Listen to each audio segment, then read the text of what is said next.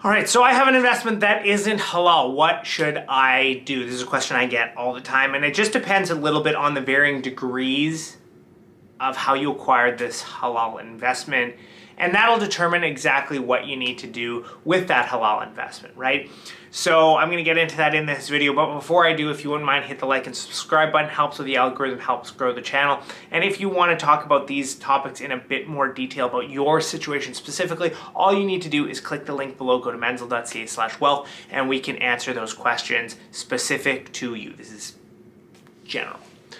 So how it works is this. There are a few different things that you need to consider if you've acquired a investment that isn't necessarily halal. So first of all, did you know that it was impermissible at the time that you bought it? If the answer is yes, and now you've got kind of a guilty conscience, mashallah, that's great. Allah is speaking to you.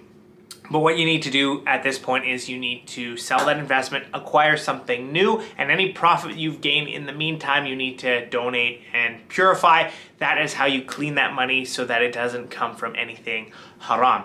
Another scenario that we see all the time is that you have an investment in your portfolio. Maybe you just converted to Islam, or maybe you just started paying attention. You just became aware that it was impermissible today.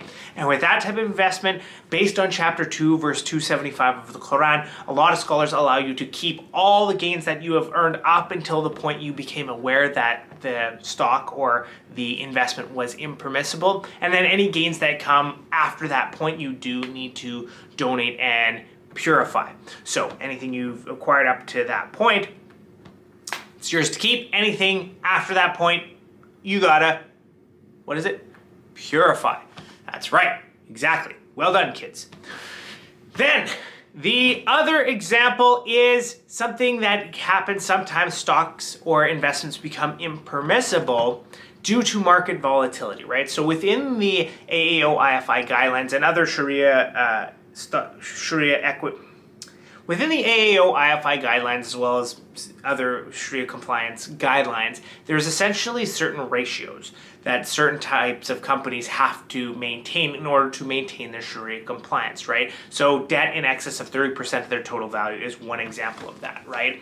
Or impermissible business activities exceeding 5% of the company's overall revenue. Things of that nature, right? And so what can happen because of market volatility, for example, a company's value can increase and decrease in the span of a day, a week, a month, and can throw those ratios kind of off kilter, right? Where one day it's sitting at maybe a 29% ratio, and the next day it's at 32%, and then the next day it's at 30%, and then the day after that it's at 28%, et cetera, et cetera. So market volatility can contribute to that. So essentially what the scholars have kind of said is that it can be based on a 12-month average of the company's value. That's one way to look at. Or you have kind of 1 quarter for the company to be Sharia compliant, right? So if it's offside by a little bit today, but tomorrow it becomes onside for an entire quarter. If it's offside, right, then you've got to sell it and find something else, and any gains that you make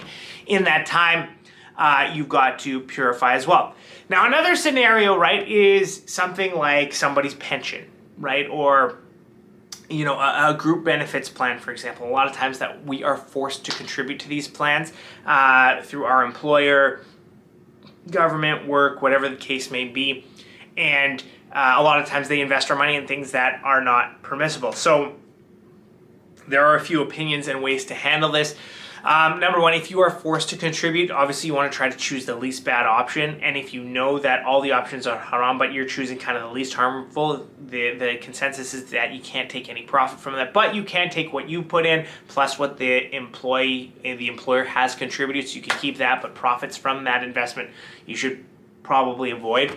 Then there's another scenario where you have absolutely no say, no control over how the money is invested. You don't even get to see what the portfolio is put in, right? So this would, be something like the Canada Pension Plan, right? Or a defined benefit plan through as a government employee. That's typically something that you would see there. You have absolutely no say. So what a lot of scholars say is that you can take that money because it's based on your time at the company, how much time you've put in, an average of your salary, different things like that. And you don't really have any say on how that investment, and it's coming to you whether you like it or not.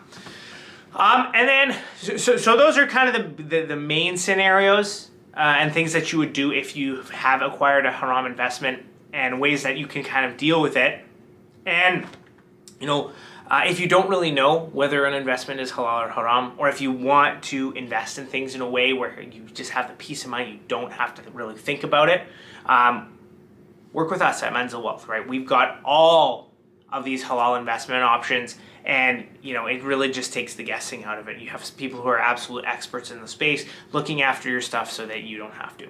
Once again, click the link below if you need that extra help, and we're happy to be there with you. Jazakallah khair. Assalamu alaikum.